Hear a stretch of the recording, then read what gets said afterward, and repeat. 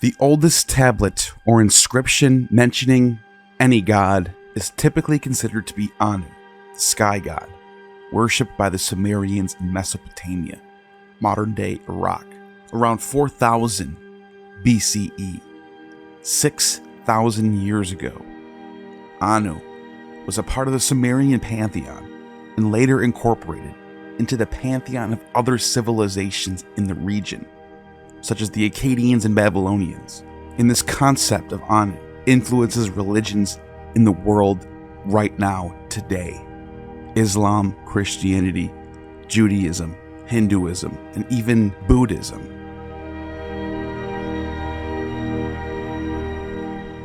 Anu was believed to be the father of the gods and ruler of the heavens. There may have been older gods and older deities worshipped by prehistoric cultures, which I've mentioned in previous videos, but these do not show up in written records. Archaeological evidence suggests that the religious beliefs and practices existed long before the invention of writing. However, within the realm of written records, it is Anu and his daughter Ishtar, the morning star, who show up in the beginning. The oldest tablet or inscription mentioning any god is Anu, who comes from the Sumerian city of Uruk and dates to around 2500 BCE. This tablet, known as the Uruk King List, is a historical document that lists the kings of Uruk in chronological order. Among the names of its kings, therefore, is a reference to Anu, indicating his prominence as the deity in the beginning of time. Anu is mentioned in several other ancient Sumerian texts, such as the hymns and prayers and myths, which provide further insights into his role and significance of the god of the Sumerian religious beliefs. These texts were written on clay tablets and have been discovered at various archaeological sites in Mesopotamia, including the cities of Nippur, Ur, and Eridu. It's worth noting that these inscriptions and tablets are the oldest known references to Anu specifically, but it is likely that the worship of Anu predates these written records, possibly by several centuries or more.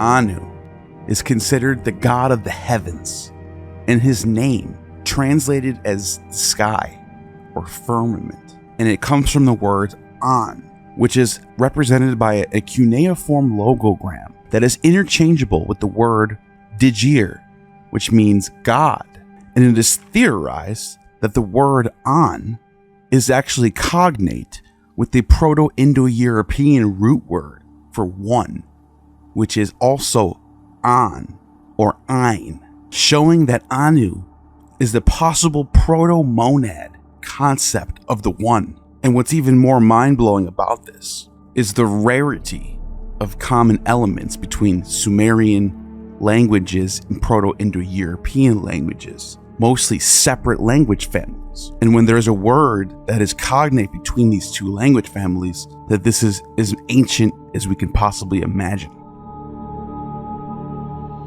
Anu is the son of Anshar or Kishar, who are primordial deities associated with the horizon and earth. Anu is depicted as the mighty and wise god who resides in the highest heaven, ruling over other gods. He is often portrayed as the father or progenitor of other deities, including Enlil and Ea, also known as Enki.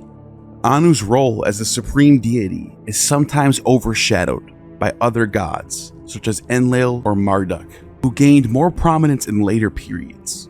Nevertheless, Anu retains his status as the head of the pantheon and ultimate authority of heaven. Anu's role in the divine hierarchy is also reflected in Mesopotamian cosmology, where he occupies the highest level of the universe, separated from the earth and its inhabitants. He is associated with the celestial realm, divine laws, and ordering of the cosmos. In the Akkadian mythology of Babylon, Anu is considered the chief god and the father of all gods. He plays a crucial role in the creation story, known as the Enuma Elish, where he gives birth to the god Ea and grants him authority over the earth. The Greek god Ouranos seems to have a similar role as the firmament or the heavens god.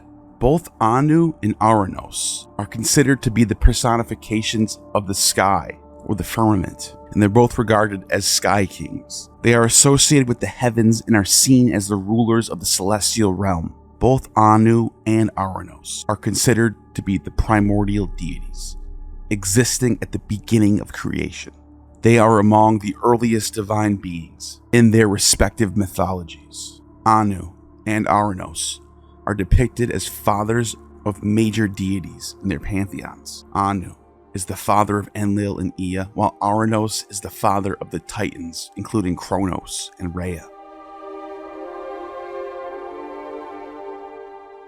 Physically, they are separated from the earth and its inhabitants, and Anu resides in the highest heaven, while Ouranos is depicted as an entity that covers and separates the earth from the heavens.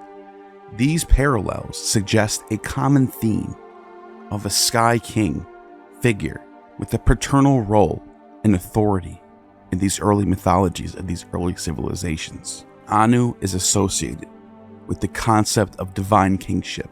The king of Sumer was believed to derive his authority from Anu, the one who bestows kingship upon earthly rulers. In both cases, the concept of heavenly abode is present.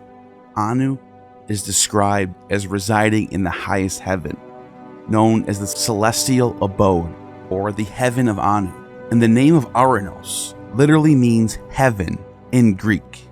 The text of the New Testament in the Gospels, the word used by Jesus and Paul for kingdom of heaven, is translated from the Greek kingdom of Ouranos. This heavenly realm is depicted as a sacred and divine space separate from earth.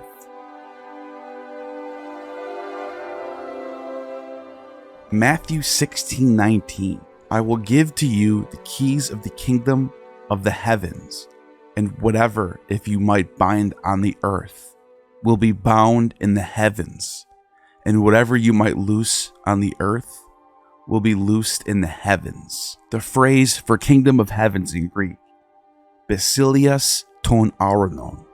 The word Ouranos is present for heavens 3 times in this passage. Bound in the heavens, Didemenon and tois Ouranos. Also at the end of this passage, loosed in the heavens, Leleumenon and tois Ouranos. So the word heaven for Ouranos, which is borrowed from the concept of Anu, or the One, is directly impacting the Christian religion, for the kingdom of heaven is the kingdom of Ouranos.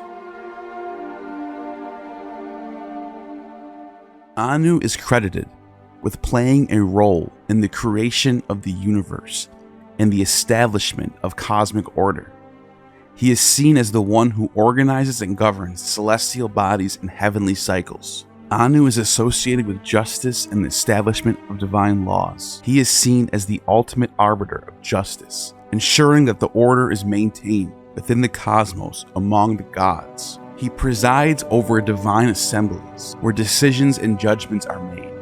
These gatherings of the gods include discussions, counsel, and determination of destinies. These aspects and beliefs about Anu can be found in various Sumerian texts, which give us insight into the understanding of Anu's role as the supreme god and his significance in the religious and cosmological framework of ancient Mesopotamia.